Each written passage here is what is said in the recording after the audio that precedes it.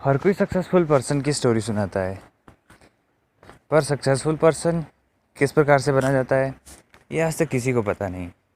इसलिए हम एक ऐसे स्ट्रगलर की कहानी लेके आए हैं जो अभी रिसेंटली अभी स्ट्रगल कर रहा है, और इससे उन लोगों को भी मोटिवेशन मिलेगा जो अभी अपनी लाइफ में भी स्ट्रगल कर रहे हैं।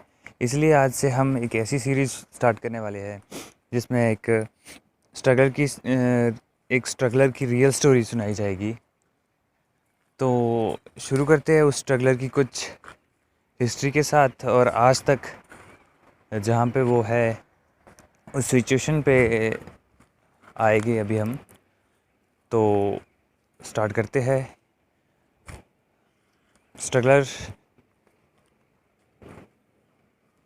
उसका नाम मैं बताना नहीं चाहूँगा फ़िलहाल। अभी मैं उसका नाम लगभग आज से चौथे या पाँचवें एपिसोड में रिवील करूँगा। तो स्ट्रगलर करके ही हम उसे पुकारेंगे। तो स्ट्रगलर की ये स्टोरी स्टार्ट होती है सन 1998 से, जब उसका जन्म हुआ था 8 फरवरी 1998 को उसका जन्म हुआ था हिमाचल के एक छोटे से गांव में, एक लोअर मिडिल क्लास फैमिली में। तो फादर उसके किसान थे और मदर भी उनकी हेल्प करते थे किसानी में। तो जैसे तैसे वो 2 टाइम का अपने घर का अरेंज कर रहे थे, और ठीक ठाक सा ही चला था। ज़्यादा अच्छा नहीं बोल सकते, पर हाँ ठीक ठाक सा ही था। फिर उनके पूरे 4 बच्चे थे, 2 बेटी और 2 बेटे। वो सबसे छोटा था स्ट्रगलर। तो वो स्ट्रगलर को छोटा होने के एडवांटेज ये था कि उसको घर में सबसे ज़्यादा प्यार भी मिलता था। पर हाँ, उसके लाइफ में बचपन से ही कुछ बड़ा करने का एक शौक़ था। जो बोले, एक बड़े बड़े सपने थे उसके बचपन से ही। जैसे जैसे वो बड़ा होता गया और उसके सपने और भी बड़े होते गए। जैसे उसने अपनी स्टडी कंप्लीट करी, वो अपने सपनों के लिए एकदम से पागल सा था, और उसने जो हो सके अपने सपनों को पाने के लिए वो हर एक काम करना स्टार्ट कर लिया। वो नेटवर्क मार्केटिंग भी ज्वाइन करा। उसने बहुत सारे बिज़नेस स्टार्ट करे, छोटे छोटे बिज़नेस, जिसमें उसको फेलियर मिलता गया। और फाइनली उसने डिसीज़न लिया कि वो एक गाड़ी ख़रीदेगा और उसमें अपना ट्रांसपोर्ट का काम शुरू करेगा। तो उसने एक गाड़ी ख़रीदी और अपना ट्रांसपोर्ट का काम स्टार्ट करना शुरू कर दिया। कुछ दिन बीते। पहले महीने में काफ़ी दिक्कत हुई उसको अपना बिज़नेस सेटअप करने में।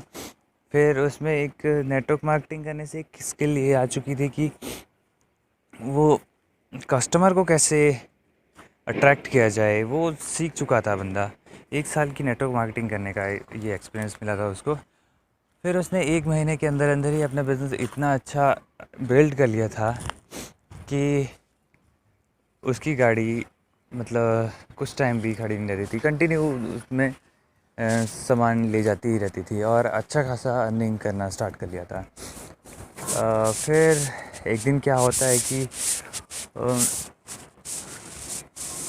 उसकी गाड़ी का एक्सीडेंट हो जाता है, जिसमें उस दिन स्ट्रगलर नहीं था, पर उसका ड्राइवर और उसका फ्रेंड और एक जिनका सामान लेके जा रहे थे, ये 3 पर्सन होते हैं। पर हाँ, भगवान का शुक्र मानिए या फिर किसी भी जो भी ऐसा हुआ उस दिन की किसी को जान का नुकसान नहीं हुआ। पर हाँ, स्ट्रगलर का गाड़ी का नुकसान बहुत हो चुका था।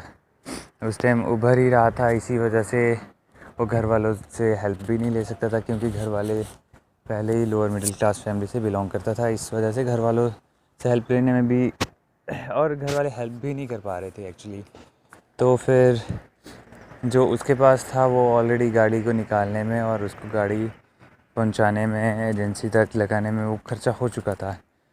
और गाड़ी की टेम्परेरी रजिस्ट्रेशन ख़त्म हो चुकी थी, जिस वजह से उसे क्लेम का पैसा भी नहीं मिला। इस वजह से तो उसे और ज़्यादा खर्चा उस पे आ गया। पहले ही बंदा उभर नहीं रहा था कि और ऊपर से कुछ मार और पड़ गई। फिर स्ट्रगलर सोचता है कि यार क्या करूँ। फिर भी उसने सोचा चल कोई ना, मैं कर लूँगा, जैसे तैसे भी कर लूँगा। उसने कोशिश करी कि अपने फ्रेंडों से हेल्प लेने की। कुछ फ्रेंडों ने हेल्प करी, लेकिन कुछ यूँ छोड़ के चले गए जैसे कि जानते भी नहीं होगे। जो फ्रेंड हमेशा ये क्या करते थे, यार तू बोल एक बार, तेरे लिए जान भी हाजिर है, पर वही फ्रेंड उससे दूर होना शुरू हो गए। उसके फ्रेंड रिश्तेदारों से भी हेल्प मांगने की कोशिश करी, पर सभी दूर दूर रहने लगे। उसका फ़ोन सुनने में भी सब हिचकिचाने लगते थे, बोला कहीं हेल्प ना मांग ले। तो फिर वो भी इस डर से किसी को फ़ोन भी नहीं करता था कि हाँ यार कहीं सोचे बोला ऐसा ना हो। और इवन उसकी गर्लफ्रेंड जो उससे हमेशा कहा करती थी कि तू एक बार बोलियो, तेरी हेल्प के लिए मैं हाज़िर हूँ, वो भी उसका फ़ोन सुनना, इवन उसके मैसेज का जवाब देना बंद कर चुकी थी। फिर स्ट्रगलर के एक दिन ऐसा लगने लगा कि यार नहीं, शायद मेरे को अब ज़िंदगी में शायद इतना ही था, अब मेरे को कुछ नहीं हो पाएगा यहाँ से आगे और मेरे को सुसाइड कर लेना चाहिए। जब बंदे की सिचुएशन ऐसी हो जाती है तो बंदा सोच लेता है कि हाँ यार नहीं, अब मेरे से कुछ नहीं होगा, बस ये मेरा एंड था। बहुत ज़्यादा इतने सारे बिज़नेस में फेलियर देखने के बाद बंदे ने सोच लिया एक दिन कि नहीं यार मेरे को ऐसा कर ही लेना चाहिए। परंतु जब जा रहा था उस सुसाइड पॉइंट की ओर, तो अचानक से वो सोचता है यार देख, तूने लाइफ में इतने बड़े बड़े काम करने की सोची है,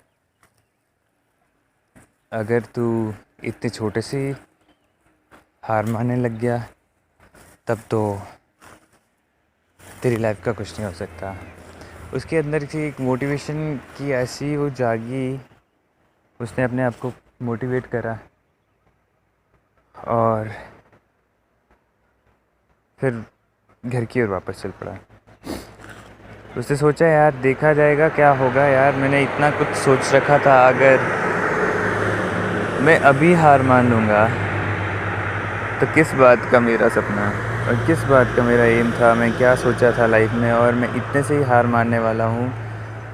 तो फिर तब तो मेरे को बड़े सपने देखने का कोई भी हक नहीं था।